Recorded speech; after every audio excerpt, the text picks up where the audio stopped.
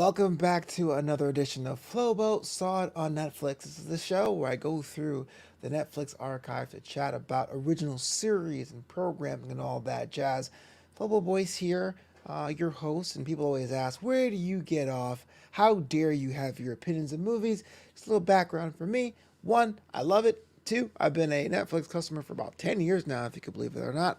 And three, I do have a film degree from Chapman University here in Southern California, United States. But that said, I'm only one man, a guy with a particular set of experiences. And so I'm always down to listen to different movies, different creators to see what works for them. Always have to give a shout out to those people who download the show. I get my weekly updates. I'm talking about Saudi Arabia, Kuwait, Ghana, Korea, Japan, Australia, New Zealand, Norway, Denmark. You guys really blow me away that just one man's ramblings about these shows on this platform that are being experienced by you all. And if there's something you want me to check out, please do not hesitate to reach out with me or to me on social media at Flobo Boys on Twitter or at Flobito. That's Flobito on Instagram. And before I get to today's episode, I'd like to say if you're a member of our Patreon page, that's patreon.com/FloboBoys. In addition to this show, I do monthly breakdowns of comedy specials because I'm also a stand-up comedian as well. It's Flobo Saw on Netflix, the stand-up comedy edition. Last month, we covered the controversial stand-up special, The Closer from Dave Chappelle. Cool.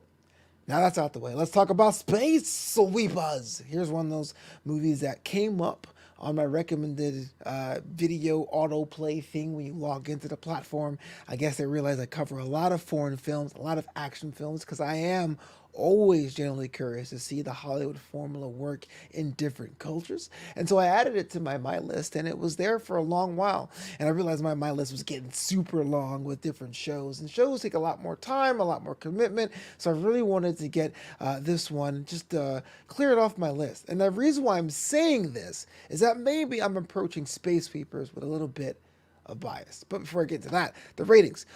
Rated 6.6 from IMDb and about 69% on Rotten Tomatoes. So about 6 or 7 out of 10. I actually disagree. I try to find something I like about every movie or every project I saw, but this one here didn't hit for me. Now, what I did like about this was that it's a sci-fi epic, and there's a lot of things to pull from. Also, I love the CGI because it's very clear that it's a low-budget film, at least when it comes to the CGI of it all. But it's so much more advanced. What quote-unquote cheap CGI was 15, 10, 5, even 3 years ago. But ultimately, I didn't enjoy it. It is a film that has a obscene runtime of 2 hours and 21 minutes. Characters are pretty much derivative.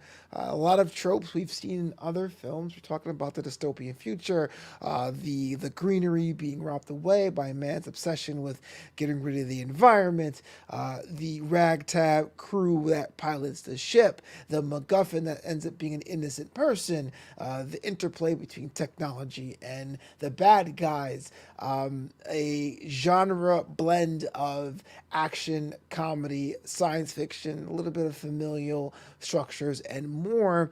But unlike a movie like Men in Black, which is, to be fair, this guy's favorite movie of all time, so you know where my head's at, it doesn't really quite gel here. It kind of feels like every genre or subgenre you're getting in Space Sweepers is kind of given to you cafeteria style. So instead of it being like a cake, mixed ingredients to make something beautiful, it feels like it's a tray of a TV dinner. Oh yeah, we have some action scenes, we have ourselves a chase scene, here's some flight scenes, and here's some cool scenes with children. But I don't want to sit here and bury the movie because, like Netflix says, it guessed right, or it guessed right that they think I would like this movie based on my previous viewing habits, but it guessed wrong on why I enjoyed this.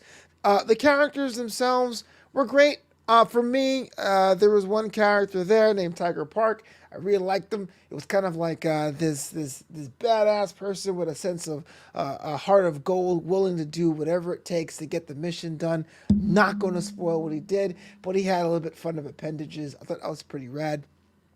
but it all is a little bit of flashes of brilliance in a kind of disjointed mess. And I would say, not to really rag on this film, but it had the movie been 90 minutes, had it been an hour and a had it been 2 hours, I don't think it would be much of an issue. But I think more and more, because we go to theaters, we want our value for our ticket. More movies are coming in at that bloated runtime, that 2 hour, 30-minute runtime. Like the Marvel movies are about 2 hours and 30 minutes. This one is a Netflix movie. So I don't quite see the justification of the runtime here. There were scenes that kind of repeated beats about the chase of Dorothy, which is kind of like our MacGuffin slash child character slash semi creature. I won't get into the specifics. That possibly may be a bomb. There is a lot of things that tend to repeat. I tried watching it with in Korean with English subtitles, and I wasn't engaged and said, well, let me try switching to dubs. It didn't really make better, didn't enhance anything, so I knew it wasn't me. But I just wanted to put it out there that even though it was cool for the visuals and it was certain characters I liked, overall, you can skip this one. I have to say it. If you guys disagree with me, please let me know in the chat below. I know I disagree with IMDb and Rotten Tomatoes. I would give it more of a 4 out of 10, not a 6 or a 7. So, yeah, it's just a little. I'm putting my hands up. If you guys on the audio version, I'm putting my hands up in defense. If you love this movie, please let me know what compelled you to like this one. But this one did not hit it for me.